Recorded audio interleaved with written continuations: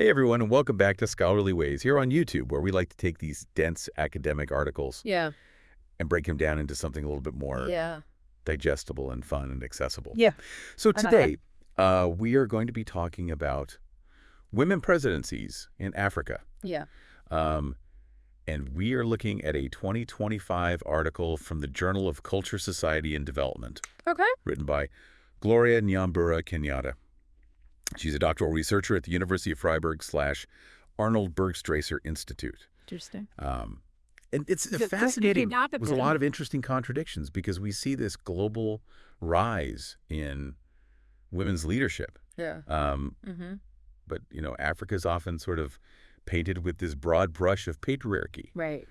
And yet we see a surprising number of female presidents on the continent. A surprising number. So how do we reconcile those two seemingly opposing trends? Yeah, that's the million-dollar question. That's the question. What does she say? What's Kenyatta's take? So, she starts by challenging some assumptions, I think, right out of the gate. Okay. 10 women have served as presidents in Africa, some through elections, others in acting roles. And this isn't, just a blip on the radar. It's a trend that's been gaining momentum, particularly, since the 1990s and early 2000s. It's interesting because that's globally, we also see this huge increase in women in leadership positions during that time. But of course, we can't ignore the historical context here. Kenyatta acknowledges that, there are these deeply ingrained patriarchal systems that have kept women out of politics. Yeah, for so long. So what's changed? What is... So one of the key factors that Kenyatta is exploring in this article is the impact of electoral systems. Okay. And she points out that Africa uses a mix of proportional representation, mixed systems, and first-past-the-post systems. Okay, so remind me again. I should know this from Policy 101, but remind me again. No worries. It's easy to get them mixed up.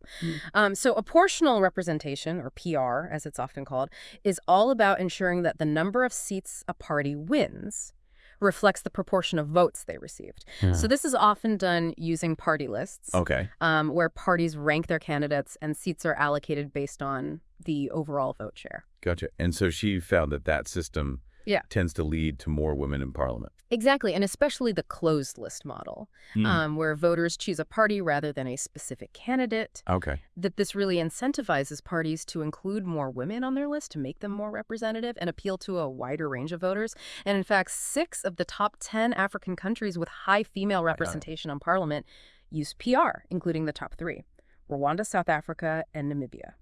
That makes a little sense. Okay, so how do mixed systems compare? So as the name suggests, mixed systems combine elements of both PR and first-past-the-post. So some seats are allocated proportionally, while others are decided by who wins the most votes in a particular district.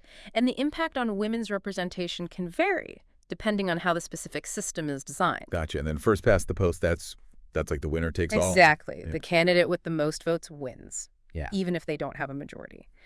And Kenyatta argues that this system often disadvantages women because it tends to favor candidates who already have name recognition, established networks, and access to resources. Which are all things that women have historically been denied. So it's like this self-perpetuating cycle. But she also talks about quotas as a way to kind of break that cycle. Right.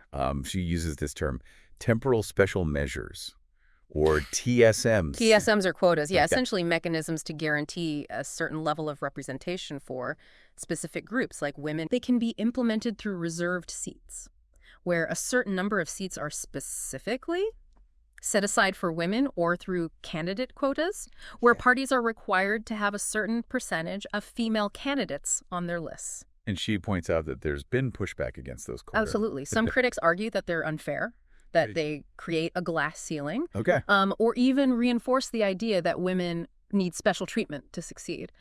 But Kenyatta argues that in contexts where patriarchal systems are so deeply entrenched, these measures are necessary to level the playing field and create opportunities for women to gain political power. She points to Rwanda as a real success story, where quotas combined with the PR system have drastically increased the number of women in parliament, even changing societal perceptions of women in leadership roles. It's interesting how these systems can have such a profound impact, not just on the numbers, but on attitudes and perceptions as well. Absolutely. So we're seeing how, these electoral systems can either help or hinder women's political participation. But Kenyatta doesn't stop there.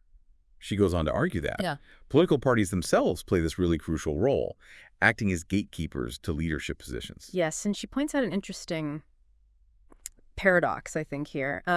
You'd think that as the push for gender equality gains momentum, these larger, more established political parties would be at the forefront of this change. Right.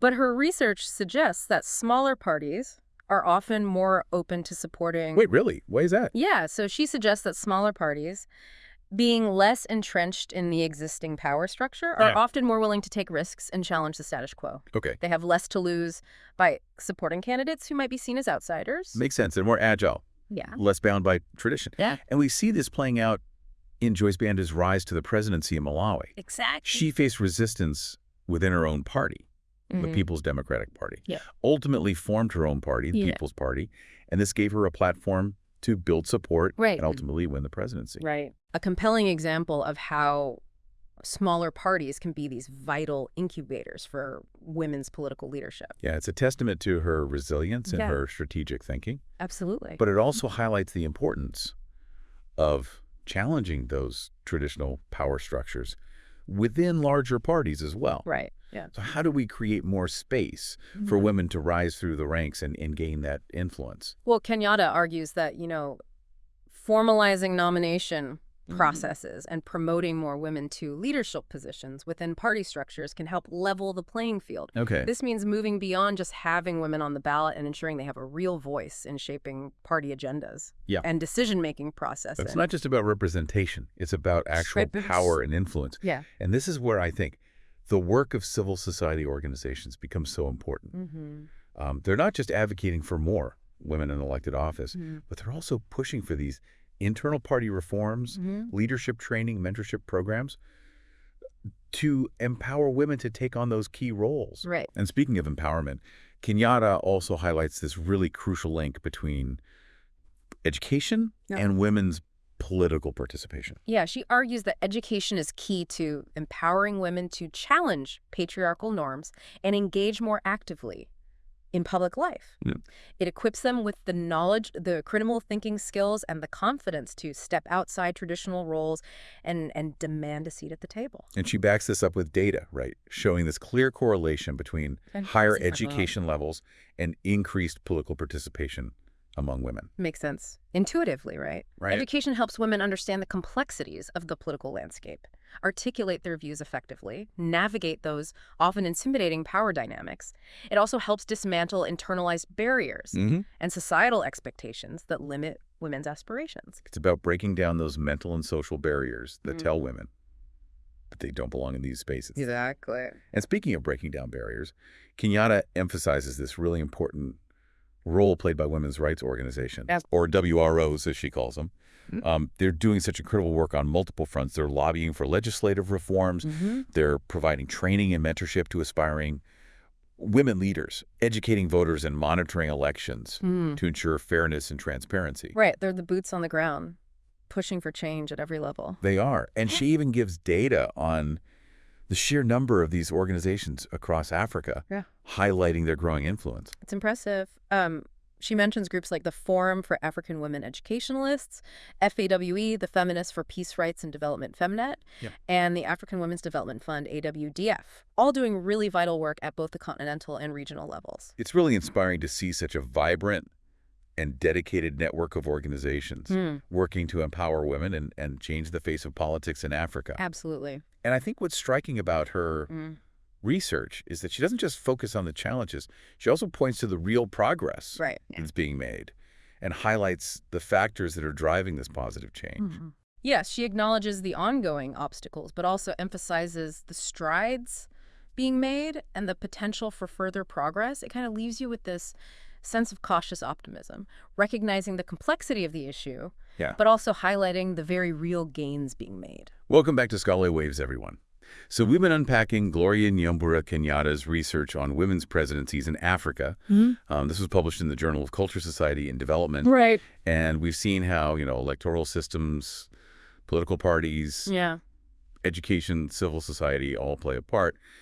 But now I kind of want to zoom out a little bit. What does this all mean for the future? What are the potential ripple effects of this rising tide of women's leadership? Yeah, that's the question that I think Kenyatta grapples with towards the end of her article. It's tricky territory because, it's tempting to assume that more women in power equals a better world. Right, a magic bullet. But, right, exactly. It's not a magic solution. You can't just insert women into the existing system and expect everything to change overnight. Okay, so she's cautious about oversimplifying things. Yeah, and she emphasizes, I think, that women leaders aren't this monolithic group. They have diverse backgrounds, ideologies, priorities. Okay. But what's interesting is that research suggests that maybe there are some broad trends that emerge when women hold positions of power. Right. So what kind of trends are we talking about? Well, for one, there's evidence that empirically suggests that women leaders tend to prioritize issues like education. Okay. Healthcare, social welfare programs. Makes sense. These are areas that directly impact Great women and families. Yeah. So it's natural that they would be high on the agenda. Exactly. And there's also research indicating that, women leaders may approach conflict resolution and peace building differently, emphasizing dialogue and collaboration over more aggressive tactics. So it's not just about the issues themselves, yeah, but the style of leadership, a shift in how decisions are made, how power is wielded. And think about the symbolic impact, too. Oh, absolutely. When young girls see women leading their countries, negotiating peace treaties, managing economies, it expands their sense of what's possible, right? It breaks down those internalized barriers. It's that you can't be what you can't see idea. Exactly. Representation matters. Yeah. But Kenyatta also cautions against, putting women leaders on a pedestal. Right. They're human. They're going to make mistakes. They'll have flaws. They're going to have flaws. We need to judge them on their merits, not just on their gender. Right, because otherwise you just create this impossible standard, this pressure to be perfect. It can backfire. It can totally backfire. It sets them up for failure, and it reinforces that idea that women have to be exceptional to even be considered for these roles. It takes the focus away from the systemic changes that need to happen. Exactly. And that brings us back to, I think, Kenyatta's key arguments about electoral systems, political parties, the vital role of education in civil society. These are the levers for change, the things that we need to focus on if we want to see more women in positions of power, not just in Africa, but globally. So it's not about individual success stories. Yeah. It's about creating a system where those success stories become the norm. Exactly. And that's something that we can all contribute to. We can support organizations working to empower women politically.